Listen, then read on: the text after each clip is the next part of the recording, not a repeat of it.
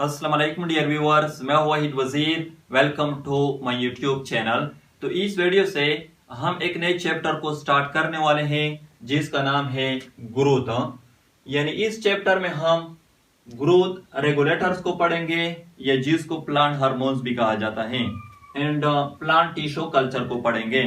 तो ये एक इंट्रोडक्टिव लेक्चर है, इसमें हम थोड़ा बहुत ग्रोथ के बारे में बात करेंगे।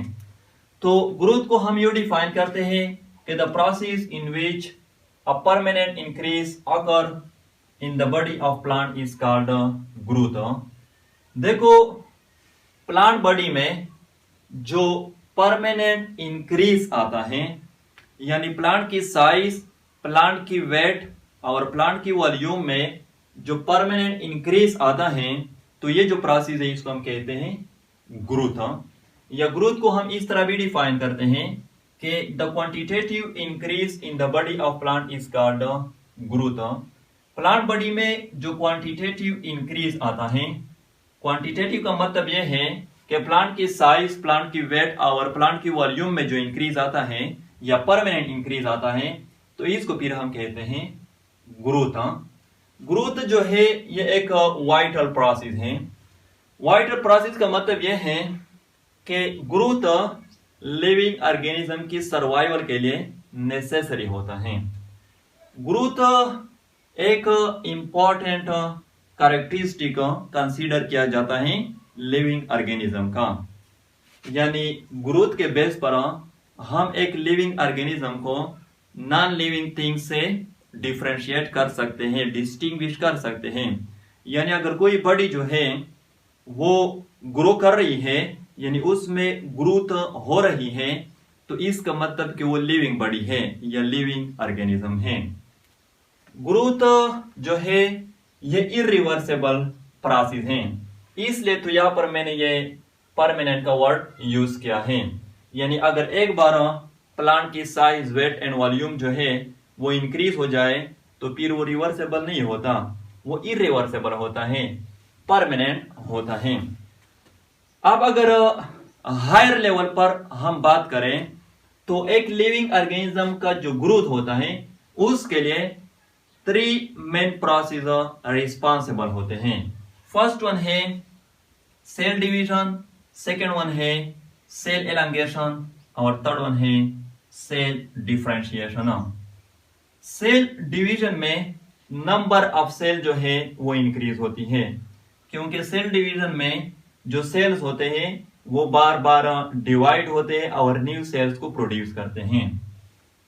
सेल एलांगेशन में सेल की साइज जो है वो इनलार्ज हो जाती है, वो इंक्रीज हो जाती हैं।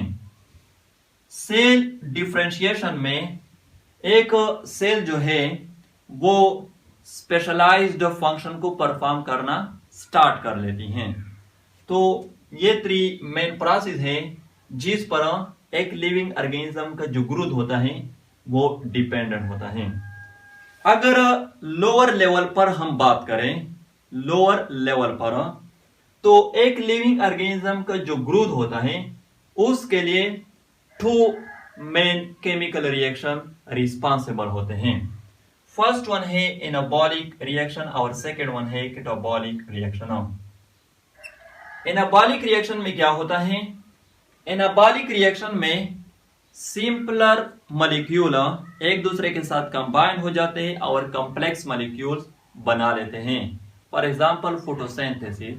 फोटोसिंथेसिस में कार्बन डाइऑक्साइड और water as raw material use होते हैं, जिसके नतीजे में ग्लूकोज बन जाता है और ग्लूकोज एक कॉम्प्लेक्स मॉलिक्यूल है। कैटाबॉलिक रिएक्शन में क्या होता है? कैटाबॉलिक रिएक्शन में कॉम्प्लेक्स मॉलिक्यूल की ब्रेकडाउन हो जाती हैं, जिसके नतीजे में सिंपलर मॉलिक्यूल्स बन जाते हैं।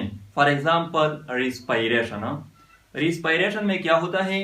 रिस्पायरेशन में ग्लूकोज की ब्रेकडाउन हो जाती है ऑक्सीजन की मौजूदगी में, जिसके नतीजे में एटीपी भी जनरेट हो जाती है और कार्बन डाइऑक्साइड एंड वाटर भी प्रोड्यूस हो जाते हैं।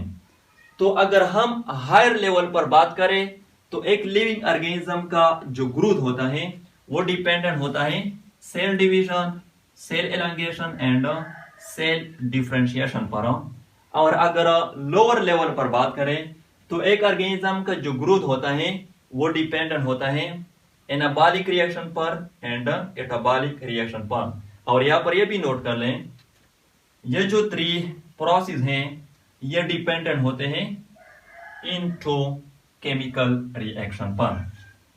लास्ट में ये भी नोट कर लें, प्लांट की ग्रोथ को मेजरमेंट के लिए एक इंस्ट्रूमेंट यूज किया जाता है जिसका नाम है एक्सेनोमीटर। तो ये था एक इंट्रोडक्टिव लेक्चर। आई होप आप लोगों को वीडियो अच्छी लगी होगी। Thank you.